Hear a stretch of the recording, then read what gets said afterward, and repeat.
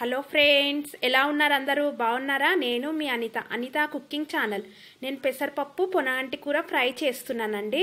సన్నగా కట్ చేసి పెట్టుకున్నానండి. పొనాంటి కూర మంచిగా ఆకు కడిగి కట్ చేసి పెట్టుకున్నాను. అది కట్ చేసుకున్నప్పుడే అందులోకి కొంచెం కరివేపాకు, కొత్తిమీర కూడా సన్నగా కట్ చేసి పెట్టేసుకున్నాను పక్కన. ఇప్పుడు కర్రీ ఎలా వండుకోవాలో చూపిస్తాను. ఫస్ట్ కడాయి పెట్టుకోవాలి. కడాయి పెట్టుకొని అందులోకి ఆయిల్ వేసుకోవాలా. ఆయిల్ వేసుకొని సన్నగా కట్ చేసిన ఆనియన్ వేయాలి. ఇంట్లో ఆయిల్ ఆనియన్ కొంచెం ఎక్కువనే ఉండాలా. ఇవి మంచి ఫ్రై చేసుకోవాలి. ఇది కొద్ది ఫ్రై కాగానే ఇంట్లోకి పెసరపప్పు వేసేసుకోవాలా. వేసుకొని పెసరపప్పు ఆనియన్ రెండు మంచిగా ఫ్రై చేసుకోవాలా. పెసరపప్పు నానబెట్టొద్దండి, డైరెక్ట్ వేసుకోవాలి. మనం నానబెట్టినామంటే అది మెత్తగా అయిపోతుంది, కర్రీ బాగుండదు. ఇలానే డైరెక్ట్ వేసుకొని మంచి ఫ్రై చేసుకోవాలి ఆయిల్లో. మంచిగా ఆనియన్ పెసరపప్పు రెండు కలిపి ఫ్రై చేసుకోవాలి. ఫ్రై అయిపోయింది. ఇప్పుడు అల్లం ఎల్లిగడ్డ పేస్ట్ వేసుకోవాలి. మీరు ఇక్కడ అల్లం ఎల్లిగడ్డ పేస్ట్ కాకుండా ఎల్లిపాయ కూడా వేసుకోవచ్చు అండి, అట్లా కూడా బాగుంటుంది, కర్రీ టేస్ట్ ఉంటుంది. నేను ఇక్కడ అల్లం ఎల్లిగడ్డ పేస్ట్ వేసుకున్నాను. వేసుకొని మంచి ఫ్రై చేసుకోవాలా. ఇది ఫ్రై అయిన తర్వాత కొద్దిగా పసుపు కూడా వేసుకోవాలి. వేసుకొని మంచి ఫ్రై చేసుకోవాలా.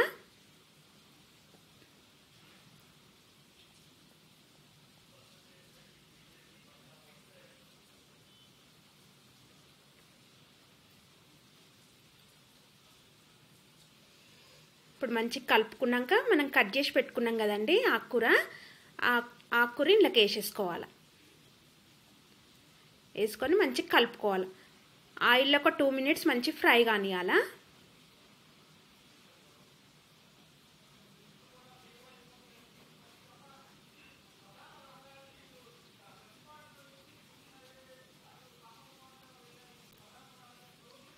ఇగోండి 2 మినిట్స్ అయింది, మంచి ఫ్రై అయింది. ఇప్పుడు దీనికి సరిపోయేంత కారం వేసుకోవాలా. కర్రీకి సరిపోయేంత. నేను పచ్చిమిరపకాయలు వేయలేదండి, కారమే వేస్తున్నాను.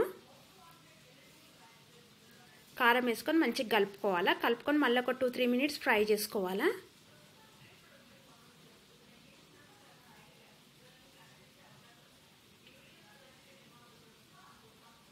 ఇగోండి కలుపుకున్న తర్వాత ఇప్పుడు ఉప్పు వేసుకోవాలా. కర్రీకి సరిపోయేంత ఉప్పు వేసుకోవాలా. ఉప్పు వేసుకొని కలుపుకోవాలా మంచిగా.